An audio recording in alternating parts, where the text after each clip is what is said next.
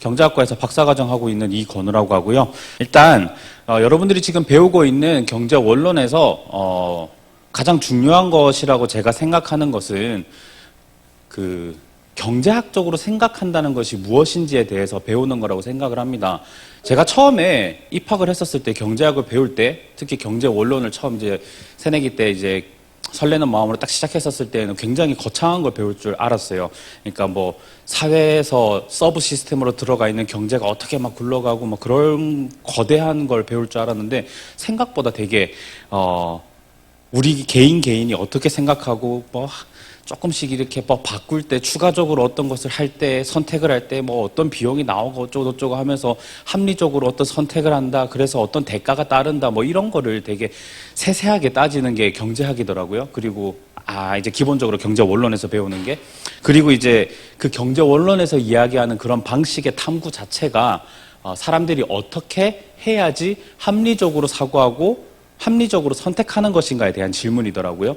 그러니까 경제학이라고 하는 것 자체가 이제 선택의 학문이다라고 하는 정의를 이제 그때 배우고 깨닫게 되었었습니다. 물론 다른 이야기를 하는 경제학도 있고 그걸 이제 저희 선생님이 하시는데 어쨌든 그 경제학이라고 하는 것은 이제 선택의 학문이다라고 하는 것을 일단 염두에 두시면 좋을 것 같아요. 그래서 오늘 여러분들이 푸신 게 사실상 하나의 단어로 요약을 하자면 선택에 대한 문제였습니다. 전부 다. 물론 이제 퀴즈를 풀겠다 안 풀겠다라고 하는 선택도 여러분들이 하셨죠. 그건 이제 여러분들이 하신 거고 문제 자체도 선택에 대한 이야기가 굉장히 많았을 겁니다. 그러면 선택을 한다는 것에 대한 이제 질문을 하고 그것이 어떻게 이루어지는 것이 합리적인가? 라는 질문을 다루는 게 경제학이라고 한다면 그럼 그 경제학에서 그 질문하는 그걸 어떻게 또 요약을 할 수 있을 것인가, 어떠한 문제 상황에 처해 있길래 우리가 선택을 해야 하는가 이런 것 등등을 물어볼 수가 있겠죠.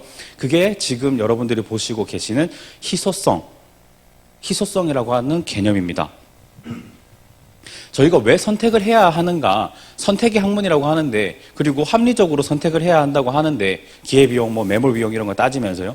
그럼 왜 우리가 그런 선택을 하도록 강요당하는 상황에 빠져 있는가를 탐구해야 되겠죠. 생각을 해봐야 되겠죠. 그게 이제 희소성입니다. 제가 너무 말을 장황하게 했는데 뭐 다 간단합니다. 그 인간의 욕망은 무한한데 우리가 그 욕망을 충족시킬 수 있는 그런 뭐 자원이라든지 뭐 음식 아니면 물건들이 적잖아요. 그래서 이제 희소하다. 그러니까 우리 욕망에 비해서 상대적으로 그 욕망을 충족시킬 수 있는 물질 서비스가 부족하다라고 하는 것이 희소성입니다. 이제 여러분들을 이제 초반에 가장 괴롭히는 드디어 기회비용의 문제가 나왔는데요. 자, 문제를 한번 보겠습니다. 다음 중 대학교 진학의 기회비용의 예로 적절한 것을 모두 고른다면 이라고 되어 있는데 네, 기회비용의 그 정의가 뭐였는지 한번 좀 살펴보도록 하겠습니다. 기회비용. 기회가 있었는데 어쩌고저쩌고 비용이 생겼다. 뭐 해서 여러분들이 고등학교 경제 수업에서도 기회비용이라고 하는 이야기를 들으셨을 수도 있는데 이제 경제 원론 수준에서는 조금 더 나아가서 깊이 좀 다루는데 좀 어렵습니다. 생각해 보면 기회비용은 일단 기본적인 정의가 어떤 기회가 주어져 가지고 선택지가 이제 주어진 거예요. 그래서 선택지가 뭐 3개가 주어졌다. 지금 여기 지금 선택지가 4개가 있네요. 그러니까 선택지가 이렇게 4개가 있었을 때 내가 하나를 택했다라고 하는 택할 수 있는 기회가 있는 거예요, 지금. 그런 택할 수 있는 기회가 있다는 게 기회비용의 앞에 있는 이 기회라고 생각을 하시면 되고요. 어떤 것을 이 동일선상에 있는 4가지의 선택지 중에서 하나를 택했었을 때 님이 감당하셔야 되는 비용이 얼마냐라고 묻는 것이 기회비용이라고 보시면 되겠습니다. 그래서 어떤 선택을 할 때 기회비용을 다 A를 선택했었을 때의 기회비용, B를 선택했었을 때의 기회비용 뭐 이렇게 다 재보고 난 다음에 거기서 가장 적은 기회비용을 가져다 주는 선택지를 택하는 것이 합리적이다. 뭐 이런 이야기가 이제 쭉쭉쭉 나가겠죠.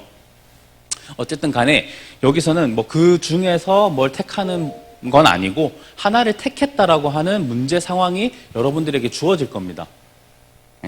그 문제 상황이 주어지면 이 친구가 이러한 선택을 했구나, 기회를 이렇게 썼구나, 그러면 그 상황에서 이 친구가 감당해야 될 비용이 무엇인가를 이제 따지셔야 되는 거죠. 자, 그러면 기회비용의 정의가 뭐였죠? 일단 첫 번째로 명시적인 비용이 하나가 들어갑니다. 그러니까 지금 이렇게 선택을 할 수 있는 기회가 주어졌었을 때 예를 들어서 B를 선택을 했다고 생각을 하면 B를 선택을 했었을 때 여러분들이 감당해야 될 어떠한 비용들이 쭉 있겠죠. 그게 이제 명시적 비용이 가리키는 말이고요. 그다음에 아마 기회비용이라고 했었을 때 사람들이 가장 많이 떠올리는 게 바로 이걸 겁니다. 암묵적인 비용. 이건 뭐였죠? 암묵적인 비용이라고 하는 것은 지금 여러분들이 B라고 하는 선택지를 선택을 하셨는데 A를 택했었을 가능성이 있었잖아요. A를 택했었을 때 여러분들이 얻었을 수 있었을, 영어로 could have pp인가요? 좀 말이 어려운데 한국어로는 얻었을 수 있었을 그 순이득을 암묵적 비용이라고 합니다. 그래서 여러분들이 기회가 주어졌었을 때 어떤 선택을 했는데 다른 선택을 택했었더라면 얼마만큼 순이득을 얻었을 수 있었을까를 따지는 게 암묵적 비용이라고 하는 카테고리가 되겠습니다. 자, 그러면 문제를 한번 들어가 보죠. 다음 중 대학교 진학의 기회비용의 예로 적절한 것을 모두 고른다면, 근데 기회비용이라고 했었을 때 명시적인 비용이랑 암묵적인 비용이 있다고 했었잖아요. 이거를 구별을 해서 문제를 생각을 해주시면 되게 좋아요. 그러니까 자, 한번 볼게요. A, 대학에 진학하는 대신 취업을 했었을 때 벌었을 수입. 이거 기회비용이죠. 근데 명시적인 비용인가요? 암묵적인 비용인가요? 요거 따지는 거 되게 어렵습니다. 생각보다. 그 대학교 진학의 기회비용이라고 했었을 때 이 부분을 좀 생각을 하시면 좋을 것 같아요. 기회라고 하는 것 자체가 선택지가 여러분들에게 놓여져 있는 선택지가 같은 선상에 있어야 돼요. 내가 지금 이 순간 이 공간에 있는데 대학교 진학이라고 하는 선택지도 있고 취업이라고 하는 선택지도 있어요. 물론 취업이라고 하는 선택을 한다고 해가지고 다 취업이 되는 세상은 아니지만 경제학이 그렇죠. 다 가정을 해가지고 없애버린 거죠. 선택을 해서 취업을 할 수 있다고 생각을 하죠. 좋은 세상입니다. 대학교 진학을 선택을 하거나 취업을 선택하거나 둘 중에 하나를 할 수 있는 상황인 거예요. 지금 문제 상황의 설정 자체가. 네, 이런 문제 상황 설정을 빨리 파악하시는 것이 문제를 풀 때 되게 중요합니다. 선생님이 이렇게 물어보실 수도 있죠.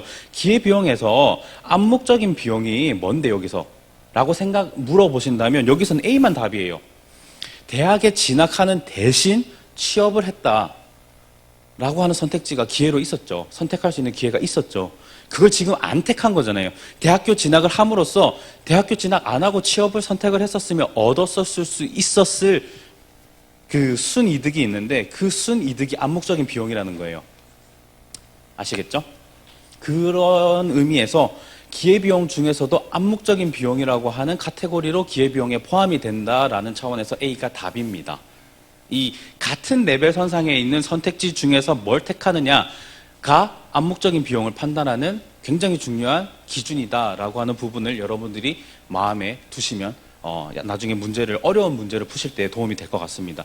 그럼 B와 C도 기회비용에 포함된다라고 하는데 B와 C는 뭘까요? 이거는 명시적인 비용이에요. 이게 아마 헷갈릴 건데 왜 헷갈리냐?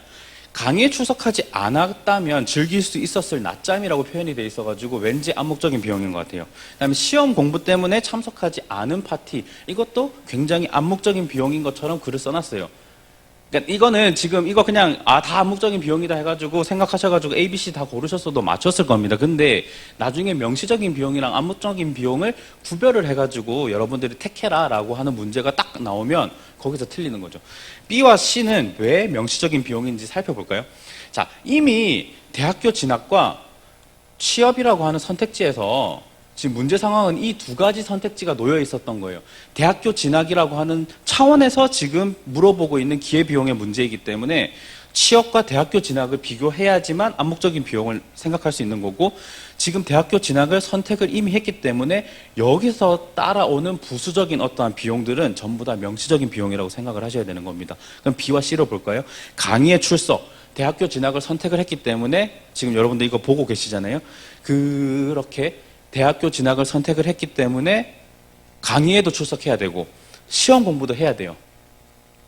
강의에도 출석하고 시험 공부도 해야 되는데 강의 출석한다고 못 즐긴 낮잠, 시험 공부해야 된다고 못 간 파티, 이러한 것들은 전부 다 대학교 진학을 선택함으로써 따라오는 부수적인 명시적 비용이 되는 겁니다. 이 B와 C라고 하는 이 파트의 문장들은 굉장히 암묵적인 비용을 나타내는 것처럼 쓰여 있어요. 그래서 이 부분을 되게 조심을 해주시면 여러분들이 문제를 풀 때 큰 도움이 되실 것 같습니다. 그리고 좀 길어지는 것 같은데 하나만 더 자세하게 말씀을 드리자면, 자, 문제가 강의에 출석을 했다, 내가.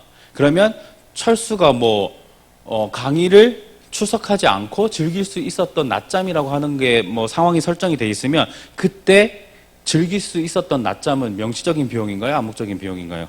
강의에 출석했었던 기회비용에서. 그때는 암묵적인 비용이죠. 그때는 강의 출석과 낮잠을 즐긴다고 하는 선택지가 동일선상에 놓여 있는 거니까요. 예, 근데 이제 강의에 출석을 해가지고 걸어가면서 아니면 교통 비용 이런 것들을 내가지고 했었으면 그건 명시적인 비용인 거고, 그걸 다 포함했었을 때 강의 출석의 기회비용이 이제 도출이 되는 거겠죠. 그래서 명시적인 비용과 암묵적인 비용을 구별을 잘 해주셔야 되는 것이 하나의 포인트가 되겠습니다. 이렇게 길게 이야기했는데 또 다른 포인트가 있느냐? 네, 그렇습니다. 불행히도 그래요. 자, 기회비용이라고 하는 게 명시적인 비용이랑 암묵적인 비용이 있다고 했는데, 자, D번이 오답이라고 돼 있어요. 숙식으로 지불하는 금액.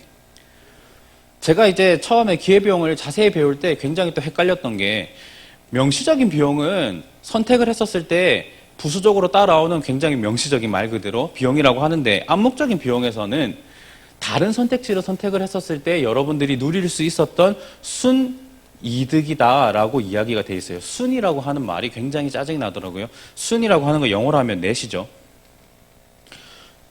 넷이라고 하는 것은 지금 순이득이니까 이득에서 어떠한 비용을 또 뺀 거죠.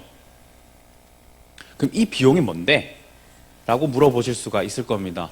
이 비용은 항상 여러분들이 그 선택을 할 때 어느 선택을 하든지 상관이 없이 나가는 비용 같은 거 있잖아요.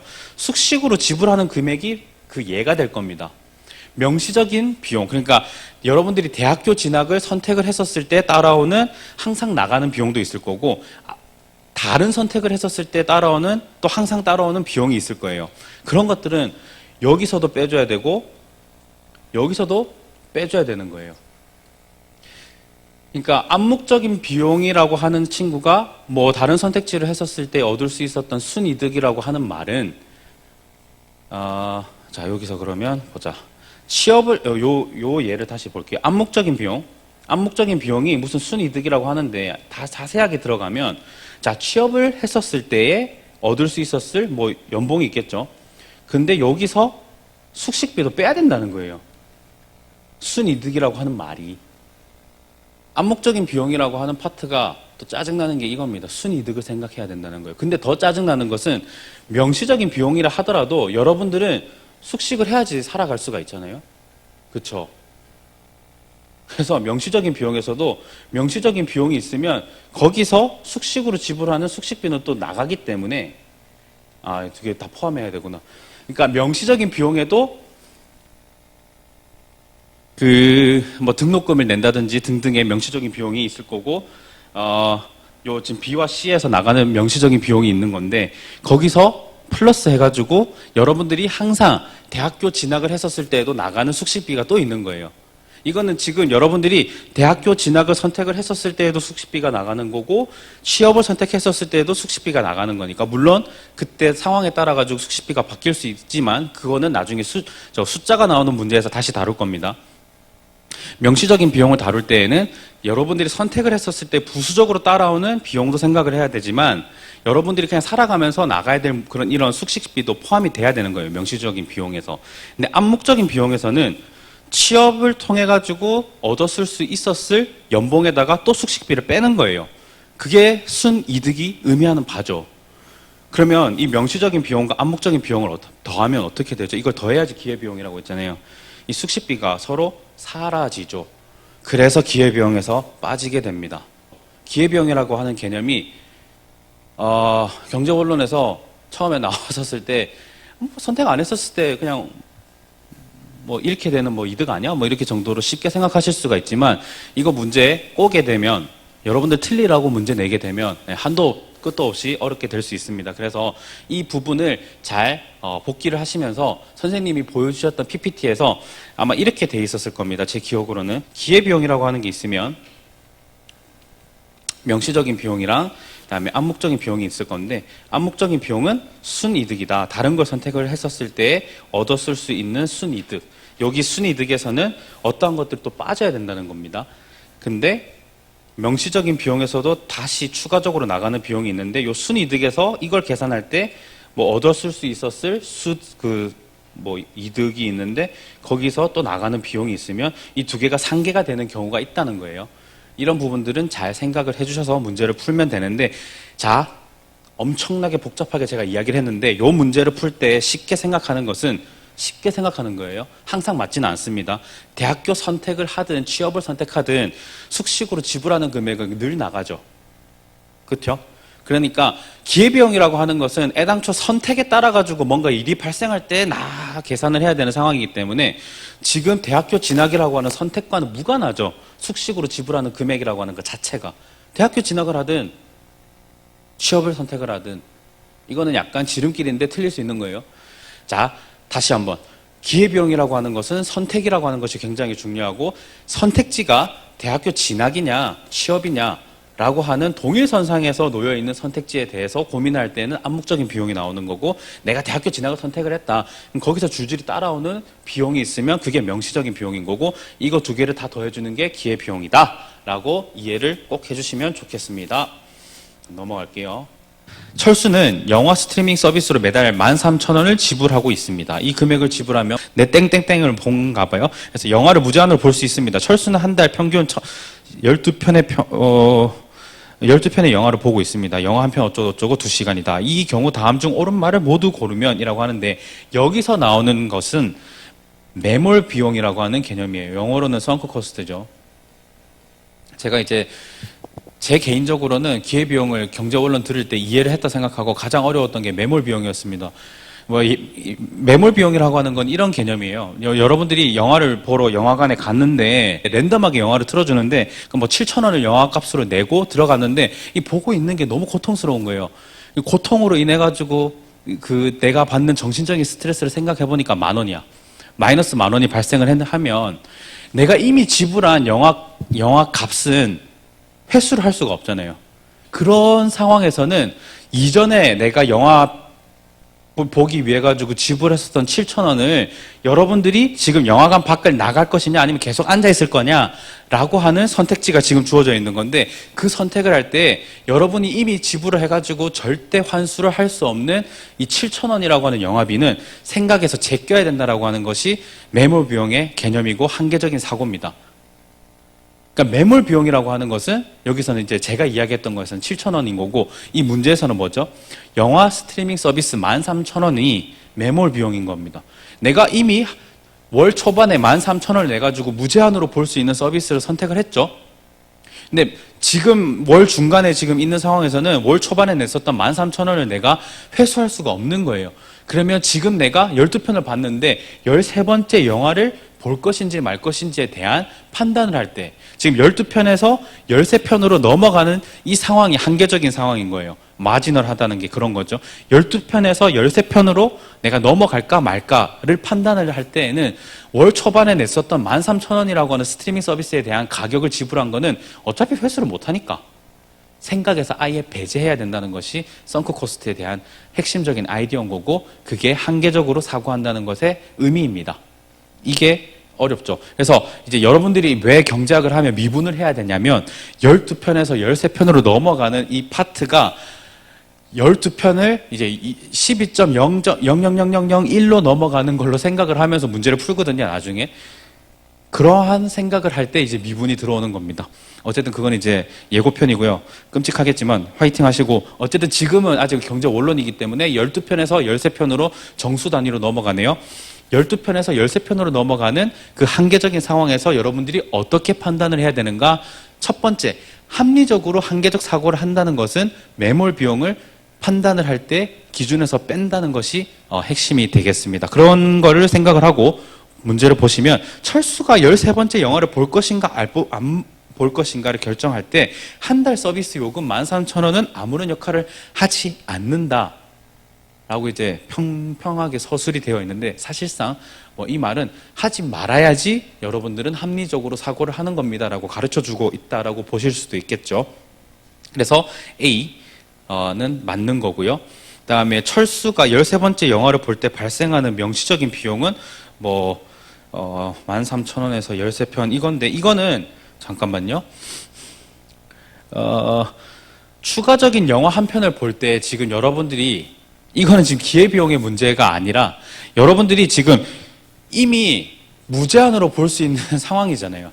그래서 12편에서 13편으로 넘어갈 때 지금 한계적인 상황인 거죠. 이거를 12편에서 13편으로 넘어갈 때 한계적으로 발생하는 비용이 얼마인가를 물어보는 겁니다. 그걸 이제 한계 비용이라고 하는데, 마지노 코스트. 지금 13,000원에서 13편 이거 뭐 아무 상관없죠. 왜냐하면 이미 여러분들은 썬크 코스트 13,000원 내가지고 무제한으로 쓸 수가 있기 때문에 1,000원이라고 하는 돈도 안 들어가는 겁니다. 한계 비용은 0입니다. 그래서 B는 맞지가 않고요. 철수가 영화를 보지 않고 그 시간에 대신 편의점 아르바이트를 하면 어쩌고저쩌고 하는데, 13번째 영화의 기회 비용은 뭐 18,320원이다 이런 이야기가 있는데, 지금 여기서는 어떤 동일선상에서 선택을 할 수 있는 상황이죠. 내가 지금 영화 스트리밍 서비스를 통해 가지고 12편에서 13편으로 넘어가는 선택을 하는 것과 그 대신에 그 2시간 동안 일을 하자라고 하는 그 선택지 상황에서는 이게 지금 암묵적인 비용으로 돼가지고 기회비용이 지금 있는 거지. 이거는 지금 문제 상황에서 영화 한 편을 추가적으로 볼 것인가라고 하는 선택지와 알바를 할 것인가의 선택지가 지금 놓여 있는 거고, 물론 2시간으로 끊어서 할 수 있는지는 전 잘 모르겠는데, 어쨌든 이 선택지 상황에서의 이야기이기 때문에 기회비용 중에서도 암묵적인 비용으로 여기서는 포함이 되어야 되는 것이 맞습니다. 그렇게 넘어가고요. 추가 연습 문제 1장 5번 한계적 결정에 관한 건데요. 이것도 전부 다 아까 제가 말씀드렸었던 썬크 코스트에 대한 문제입니다. 자, 문제를 읽어보죠. 당신이 경영하는 회사가 신제품을 개발하는데 지금까지 500만 달러를 투자를 했다고 치죠. 이게 바로 썬크 코스트인 겁니다. 지금 이미 2022년에 왔는데 2021년까지 여러분들이 투자를 했었던 500만 달러라고 하는 가격이 아니지, 비용을 이미 지불한 것들은 여러분들이 2022년 지금 이 순간 투자를 더 할 것인가 말 것인가에 대해서는 전혀 여러분들 머릿속에서 생각해서 배제를 해야지만 여러분들은 합리적인 사람이 된다는 거예요. 지금 내가 2022년에 한계적으로 한 단계 더 투자를 할 것인지, 한계적으로 하나를 더 투자를 안 하고 그냥 가만히 있을 것인지라고 하는 선택지가 여러분들한테 주어져 있는데, 그걸 할 것인지 말 것인지를 선택한다는 상황이 한계적인 사고를 한다는 거고, 한계적인 사고를 할 때 여러분들이 작년까지 투자를 했었던 회수할 수 없는 500만 달러라고 하는 것은 여러분들이 한계적으로 사고할 때 여러분들이 생각하는 상황에서 아예 고려를 하지 말아야 된다는 게 매몰 비용인 거고, 그렇게 해야지만 한계적인 사고를 하면서 합리적으로 여러분들이 사고를 한다는 게 이 문제의 핵심이 되겠습니다. 최근에 영업부에서 보고하기를 경쟁 제품이 출시가 되어서 예상 판매량이 뭐 400만 달러로 감소했다라고 한대요. 근데 300만 달러만 더 투자를 하면 신제품 개발이 완료된다고 하는데, 당신은 신제품 개발을 계속할 것인가, 신제품 개발을 완료하기 위해 당신이 지불할 수 있는 최대 금액은 얼마인가 라고 합니다. 그러면 여기서 제일 중요한 거는 500만 달러라고 하는 친구를, 이미 내가 지불을 했었던 500만 달러라고 하는 것을 생각해서 아예 배제해야 된다는 것이 가장 중요한 포인트가 되겠고요. 그 다음에 여러분들이 생각해야 되는 부분이 이제 400만 달러 어쩌고랑 300만 달러 어쩌고를 비교를 하는 거죠. 합리적인 의사결정은 한계적으로 사고한다는 것이다. 당신이 이미 투자한 500만 달러는 더 이상 의사결정에 영향을 미치지 않는다. 그것은 매몰 비용이며 더 이상 어떤 의사결정을 내린다 하더라도 회수할 수가 없기 때문에 매몰 비용인 거죠. 중요한 것은 이미 주어진 상태에서 2022년 이 순간에서 지금 추가적으로 지금 얼마 투자한다 했지? 300만 달러를 더 투자할 것인가, 가만히 있을 것인가 라고 하는 이 선택지가 여러분들에게 주어져 있는 한계적인 상황인 겁니다. 지금 내가 끄트머리에 와 있는 거예요. 항상 끄트머리에. 한계적인 상황에서 내가 어떤 선택을 원 스텝 해 나가는 것인가, 지금 이게 문제인 거고, 여기서 300만 달러를 더 들여가지고 신제품을 개발하면 400만 달러의 수입을 올릴 수 있으므로 100만 달러를 추가적으로 벌 수 있는 거죠. 따라서 신제품 개발에 투자하는 것이 합리적이다. 400만 달러가 넘지 않는 한도 내에서 신제품 개발에 투자해야 한다. 이게 무슨 말이냐면, 자, 300만 달러를 더 투자를 하면 400만 달러의 수입을 얻을 수 있는 상황인 거니까 순이득이 100만 달러인 거죠. 문제 상황이. 그게 한계 이득이에요. 그러니까 한계적인 상황에서 내가 더 투자를 하면 얻을 수 있는 이득이 100만 달러가 생긴다는 겁니다. 그게 한계적으로 행동을 했었을 때 얻은 베네핏이니까 마지널 베네핏인 거고, 근데 이 100만 달러랑 제가 이제 비합리적인 상황, 제가 매몰 비용을 이해를 못해가지고 경제 언론을 이해를 못해가지고 F를 받았어요. 그런데 갑자기 뭐 아빠를 잘 만나가지고 경영권을 승계를 했어요. 그러면 멍청해가지고 500만 달러가 계속 눈에 거슬리는 거예요. 아, 나 500만 달러 투자했는데 그것보다는 순이득으로 얻을 수 있는 게 300만 달러 투자해가지고 순이득으로 얻는 게 100만 달러면 마이너스 400 아이가 해가지고 내가 투자를 안 한다라고 하는 거는 멍청한 거라는 거예요. 이미 어차피 500만 달러라고 하는 기투자한 금액은 어떤 상황에서도 회수할 수가 없는 거기 때문에 순이득을 100만 달러라도 내가 벌어서 500만 달러가 뭐 다 비용으로 지금 계산이 됐다고 생각을 하면 그 500만 달러를 그 손해라고 생각을 하면 500만 달러를 적어도 400만 달러의 손실로 줄여야 되는 것이 합리적이다라고 하는 게 경제학의 핵심인 겁니다. 무슨 말인지 알겠죠? 그러니까 500만 달러라고 하는 거를 일단 제끼고 난 다음에 내가 그냥 지금 투자를 할 것인지 선택을 해가지고 잘 계산을 해서 보니까 100만 달러의 이득이 있다. 그러면 그것만 보고 선택을 해야 된다는 거예요. 매몰 비용은 해소 못하니까. 근데 만약에 문제 상황이 300만 달러를 투자를 하면 200만 달러만 벌 수 있다라고 하면 한계 이득이 얼마죠? 한계 이득은 여기서 마이너스 100만 달러죠. 그러면 이것 또한 이전에 500만 달러랑 아무 상관없이 그냥 그 한계 이득이 마이너스 100이니까 투자를 하면 안 된다라고 하는 것으로 여러분들이 답을 생각을 하셔야 되고, 그렇게 여러분들이 경영을 하시면 적어도 경제 원론 수준에서는 한계적인 결정을 합리적으로 잘 하셔가지고 훌륭한 합리적 의사결정자가 된다는 겁니다. 자, 오늘 여러분들이 배운 내용들이 다 이제 그럼 뭐가 있죠? 한계적인 결정을 해야지 여러분들은 경제학에서 말하는 합리적인 의사결정자가 된다는 거고, 합리적으로 생각을 한다는 것은 한계적인 결정을 한다는 건데, 이때 한계적으로 결정한다는 것은 지금 내가 선택할 수 있는 선택지에서 어떤 것을 했었을 때 이득이 발생하는가만 따져야 된다는 거예요. 매몰 비용은 생각하면 안 된다가 핵심이었습니다. 첫 번째. 그 다음에 지금 내가 선택지가 주어져 있는데, 선택지가 이렇게 막 1, 2, 3가 주어져 있는데 그 선택지 상황에서 1번을 내가 골랐으면 2번, 3번으로 인해 가지고 발생하는 명시적인 비용과 암묵적인 비용을 잘 계산을 해야지 기회비용을 판단할 수 있다는 겁니다. 그래서 기회비용 잘 생각해가지고, 이거 매몰 비용이랑 지금 다른 거죠. 다른 거예요. 내가 선택을 함으로써 따르는 비용이기 때문에 지금 내가 선택을 할 때 생각을 하면 안 되는 게 매몰 비용인 거고, 내가 선택을 함으로써 내가 감당해야 될 비용이 기회비용인 겁니다. 그래서 그 기회비용들을 잘 비교를 하면 여러분들이 한계적인 사고를 또 잘하는 게 되겠죠. 그 중에서 가장 낮은 기회비용을 가져다 주는 거를 여러분들이 선택을 하셔야지 한계적으로 사고하는 겁니다. 지금 오늘 배웠던 이야기를 스토리로 다 엮어가지고 한꺼번에 생각을 하시면 그렇게 되는 거예요. 아시겠나요? 오늘 튜토리얼은 이렇게 마치고요. 시간이 없으니까 질문이 있으시다면 그 게시판을 이용을 하셔가지고 질문을 올려주시면 좋겠습니다. 아침부터 튜토리얼 좀 의심스러운 박사과정 학생의 이 튜터 수업을 듣는 것을 선택을 해주셔가지고 기회비용을 낮게 평가를 해주셔서 감사하고요. 네, 감사합니다. 다음 또 튜토리얼 때 여러분들 뵙도록 하겠습니다. 감사하고 점심 맛있게 드세요. 안녕히 계세요. 감사합니다.